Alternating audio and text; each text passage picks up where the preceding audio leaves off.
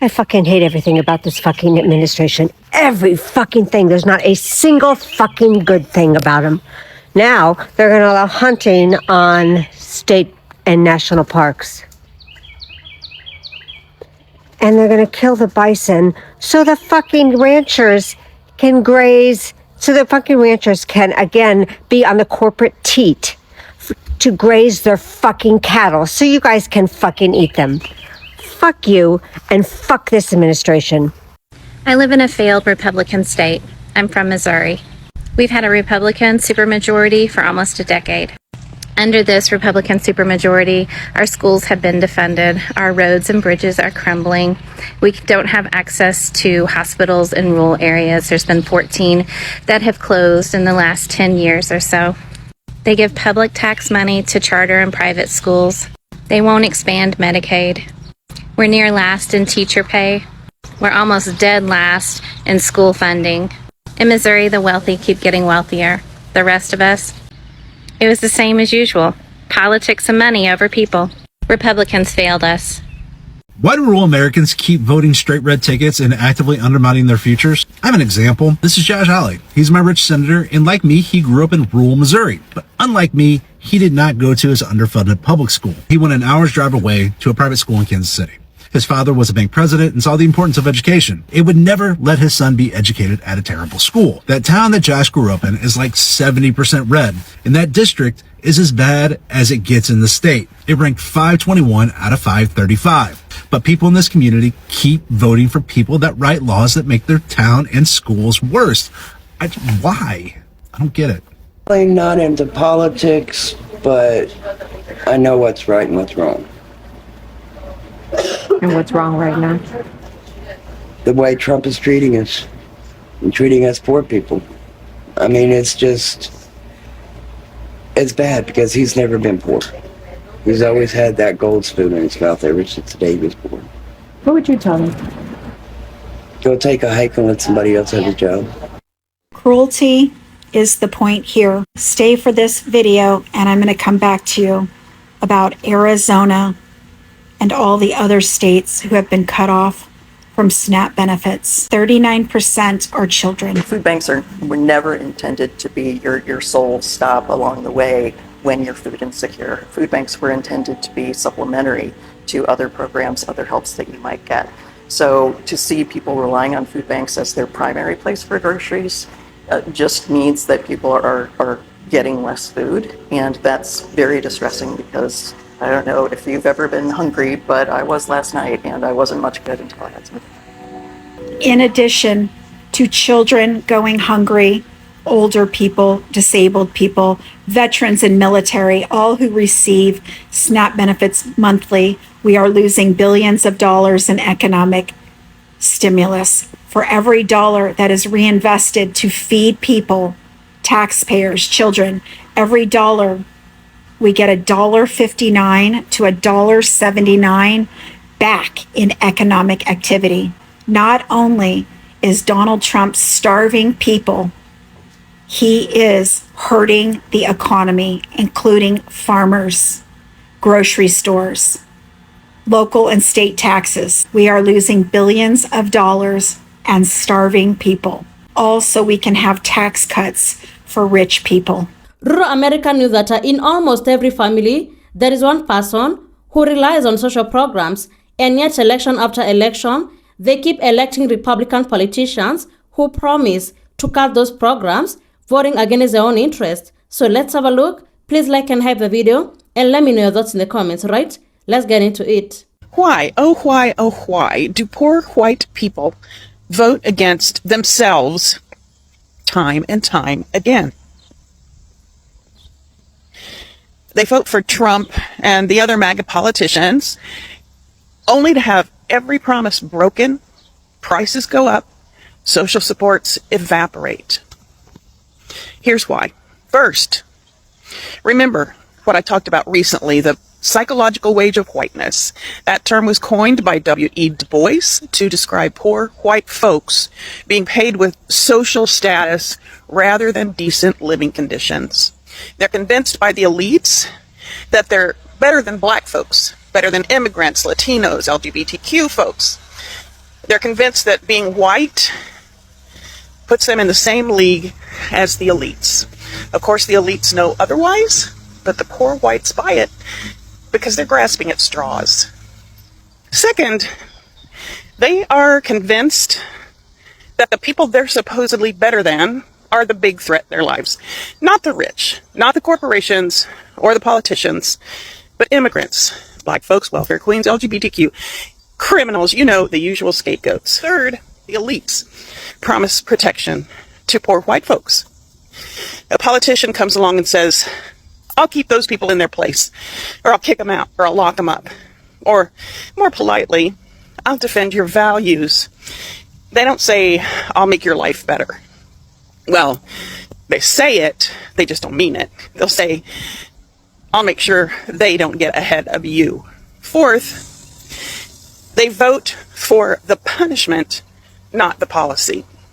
When a law gets passed that slashes public housing or school funding or food aid, they think, good, that'll stop those lazy freeloaders. And they do some mental gymnastics that make them believe it's worth losing those things for their own families in order to see those problematic black people and immigrants and so forth being punished. It gets to a point where just seeing those guys being punished is reward enough, which is pretty sick, but that's how behavior works. Their housing, schools, and groceries are on the chopping block too, but they blame that on Biden. Always a scapegoat.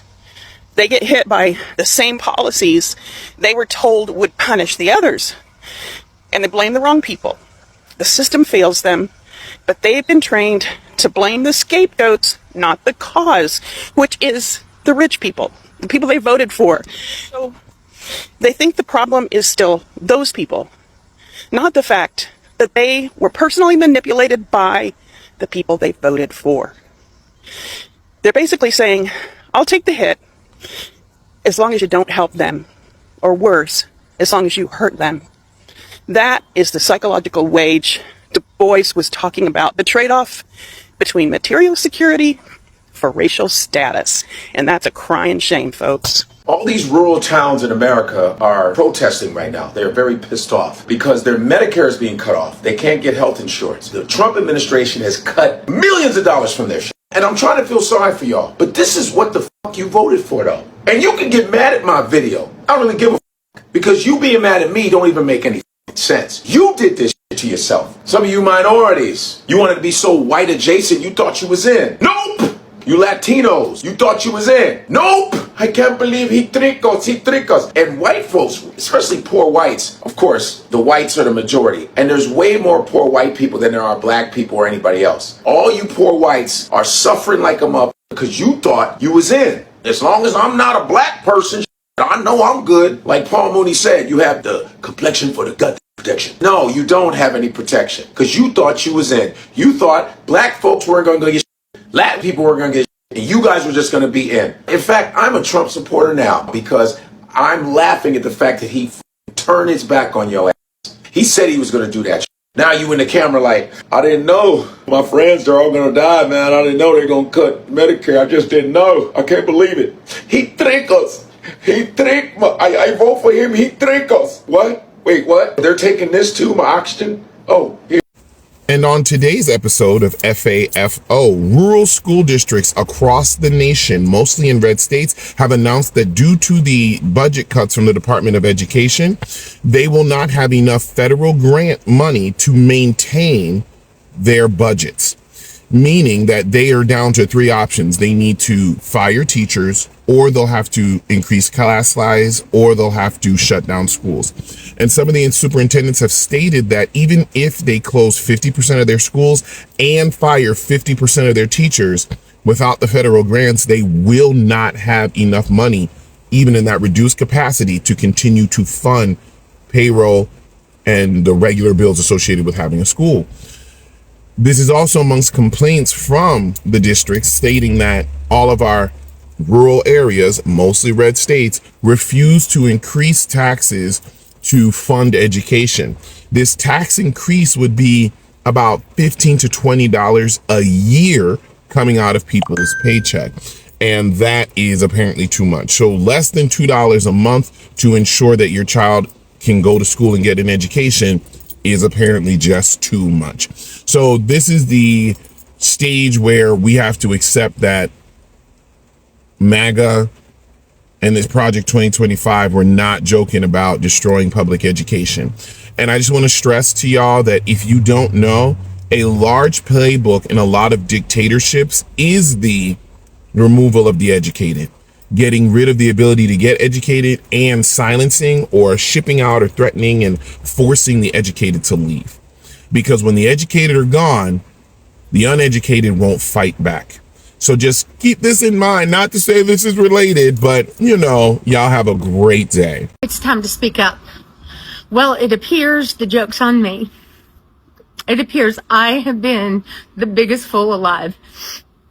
You see, before the last couple of days, I knew that there was a segment of MAGA who just hated, who just wanted to burn the world down, and they don't care who they hurt in the meantime. I knew there was that section, but I really, really thought that most of MAGA just didn't get it. I really thought they just didn't understand. They didn't understand economics because it's complicated. They hadn't studied Project 2025, so they didn't know what was coming. But I really thought when he got in there and started doing the things that hurt so many people, that they would realize, and that they would. But they don't care. Y'all have been telling me this for 2 months, and I kept saying, no, we just have to explain it to them. We just have. Now, I know there are a few, and I thank you guys. You make it worth sticking with this. But over the last couple of days, I have realized that the majority of Republicans do not care how many people are hurt. And they are exactly what Palpatine said. They're the ones he was talking about when he said he could unalive someone in public and they would still vote for him. I thought they just wanted lower egg prices. I thought they were struggling in the economy and it was hard and they wanted their lives to be easier, and they listened to that. And that's why they voted for him. But they don't care. They literally don't care how many other people in this world are hurt. See, the difference is I'm willing to pay more for my eggs. If it means no one in my country goes hungry tonight, I am willing to pay more for my eggs. If it means everybody can have an egg. But they really don't care. And I am heartbroken that so many in my country don't care. That so many won't go love their neighbor. But I want to thank those of you who are. You're the ones keeping me going. Go love your neighbor. Politics should make your life better. They should help you afford groceries, pay your bills, keep your local hospitals open, find a good job, and give your children a better future. But in many rural communities, they are struggling. Our stores are closing.